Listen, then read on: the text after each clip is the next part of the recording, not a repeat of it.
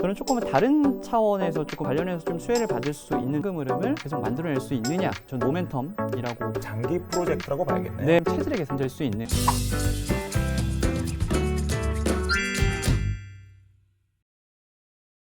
투자자 여러분 안녕하십니까? ETF 찍먹 시즌 3를 시작하도록 하겠습니다. ETF 찍먹은 ETF 운용사 관계자분들을 직접 모시고 ETF의 요모, 조모를 찍어 먹어보는 코너입니다. 오늘 출연하신 ETF 운용사는 한국 ETF 시장의 에이스로 자리 잡고 계시는 한국투자신탁운용 에이스 ETF입니다. 오늘은 한국투자신탁운용 김준호 부장님 나와 계십니다. 안녕하십니까? 네, 안녕하세요. 안녕하세요. 네, 소개 다시 한번 부탁드리겠습니다. 네, 안녕하세요. 저는 한국투자신탁운용에서 에이스 ETF 마케팅을 담당하고 있는 김준호라고 합니다. 네, 나와주셔서 감사드립니다. 네, 감사합니다. 예. 한투운용이 그 에이스로 ETF 브랜드를 바꾼 지가 한 1년 되신 것 같아요. 보니까. 네. 예.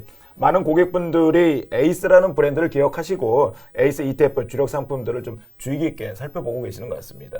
그래서 오늘도 좀 귀중한 말씀 좀 부탁드리도록 하겠습니다. 네, 알겠습니다. 먼저 한투운용 에이스 ETF 2023년 성과 한번 좀 뒤돌아 봤으면 좋겠습니다. 특히 지난 찍먹 시즌 1, 2 나오셔가지고 여러 가지 유망 아이디어들도 말씀을 해주셨는데 네. 그거에 관련된 성과들도 같이 좀 검토 부탁드리겠습니다. 네, 알겠습니다. 저희가 2023년 하반기 유망 아이디어로 제안드렸던 게 크게 두 가지였습니다. 네네네. 첫 번째가 이 매그니피센트 7, 그렇죠. 그리고 이제 미국 배당 성장주, 네네. 이 두 가지인데, 일단 매그니피센트 7, 그러니까 이제 M7부터 성과를 조금 리뷰를 해드리면, 하반기 2023년 하반기 M7 성과 독보적이었죠. 그렇죠. 사실은 뭐 2023년 상반기에도 이미 M7 중심으로 주가가 많이 올랐었고, 맞습니다. 또 그로 인해서도 일부 종목들 같은 경우는 이제 고평가 논란에 또 시달리기도 했었기 때문에 2023년 하반기에 M7을 또 유망 아이디어로 제안한다고 라고 했을 때 사실 주변에서는 조금 부담스럽지 않냐. 말리지도 않았습니까? 옆에서 말리기도 했을 것 같은데요. 말리지는 않았지만 네. 톤은 조금 낮춰라 라는 조언은 많이 받았습니다. 네네. 그래서 사실은 그런 의견들이 많이 있었는데 뭐 다들 아시다시피 2023년 하반기에 미국 시장도 이 M7이 주도하는 좀 시장이 이어졌죠. 물론 이제 M7 중에서 테슬라가 뭐 10월에 3분기 실적 발표 이후에 주가가 좀 많이 내려오기도 했었고, 그리고 M7 중에서 애플 같은 경우가 좀 상대적으로 주가 상승폭이 조금 부진하긴 했었는데, 그렇죠. 예. 어쨌든 M7 전체로 봤을 때는 2023년 하반기뿐만 아니라 지금 2024년 어쨌든 연초에도 상당히 좋은 성과를 좀 이어가고 있다. 이렇게 좀 정리를 해드릴 수가 있을 것 같고요. 네네. 두 번째가 이제 M7과 같이 투자 아이디어로 제안을 드렸던 게 미국 배당 성장주였어요. 그렇죠. 예.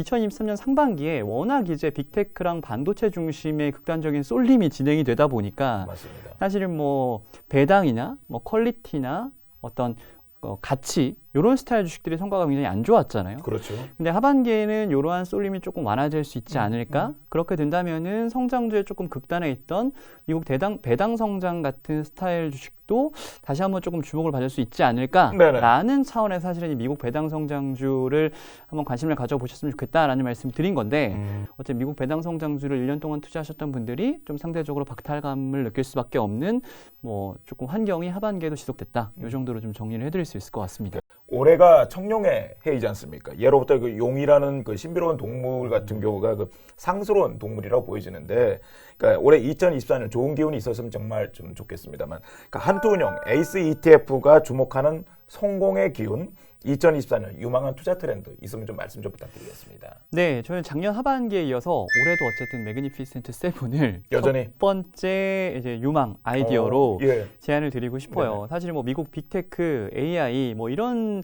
답변들은 아마 많은 운용사들이 이 자리에서 하고 갈 것 같아서 네네네.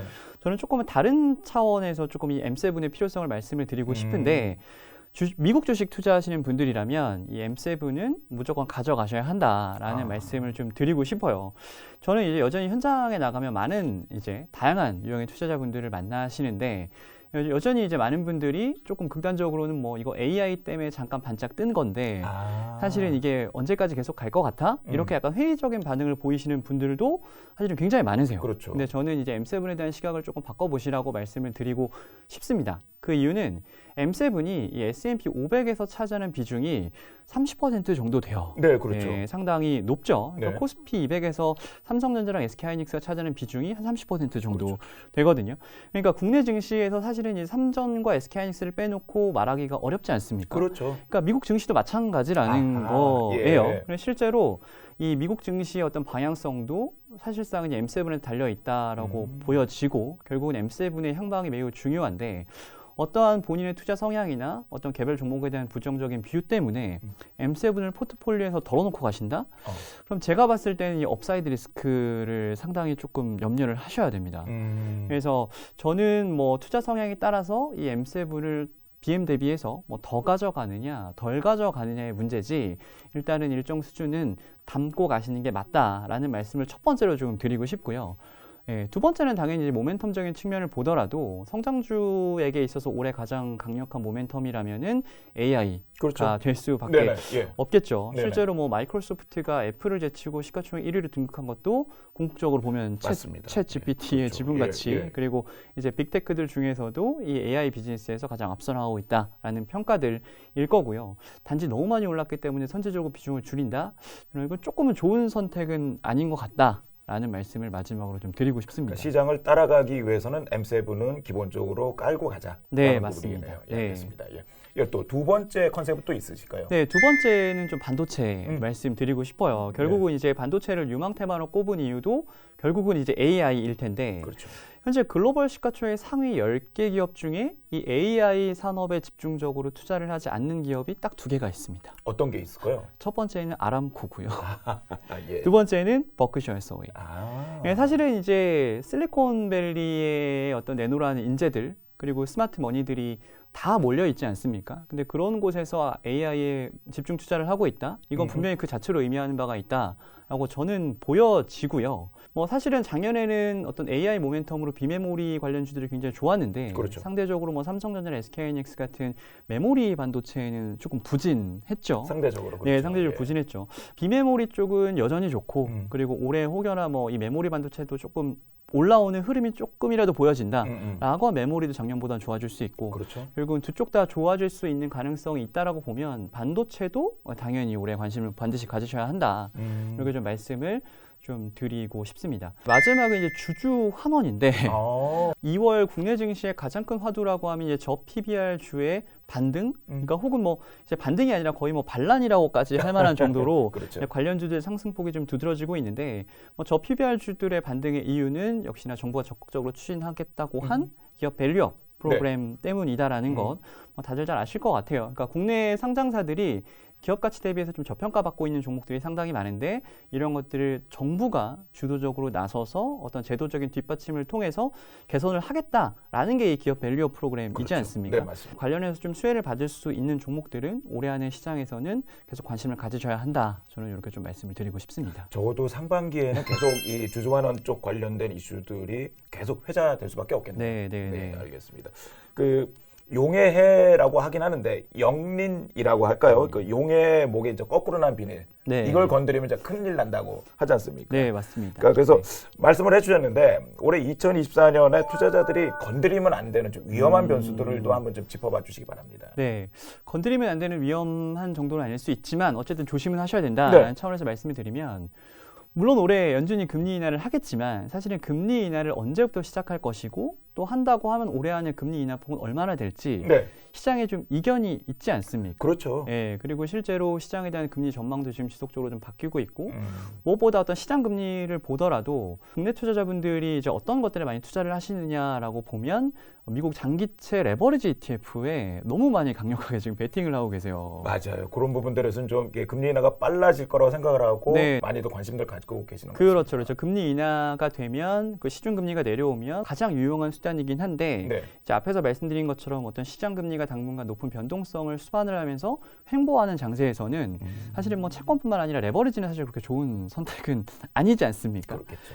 채권에 투자를 하신다고 하시면 조금 긴 호흡으로 그렇죠. 그래서 뭐 10년물, 뭐 30년물 이런 것들 좀 적립식으로 투자를 해 나가시면 어쨌든 이자도 받으시면서 좀 나중에 금리가 정말 내려오면 자본 차익까지 향유할 수 있는 그러한 약간 긴 호흡에서 투자 방법을 듀레이션을 너무 극대화하지 마시고 그렇게 좀 접근하시는 게 어떨까 말씀을 좀 드리고 싶습니다. 예, 잘 알겠습니다. 네. 저 ETF 찍먹의 새로운 코너 좀 저희들이 마련해 봤습니다. 청룡의 여의주를 찾아라인데요. 그러니까 앞서 말씀해 주신 투자 유망 아이디어, 뭐 매그니피션트 7 그리고 또 뭐 반도체, 또 주주환원 이런 부분들 말씀을 해 주셨는데 그 중에서도 당장 올해 상반기에 좀 더 주목해야겠다라는 부분들이 있다. 그럼 좀 알려 주시기 바랍니다. 네, 앞에서 세 가지 의견을 드렸는데 그 중에 1분기, 뭐 상반기에는 꼭 관심을 가졌으면 좋겠다라고 하나를 꼽아드리면 주주환원.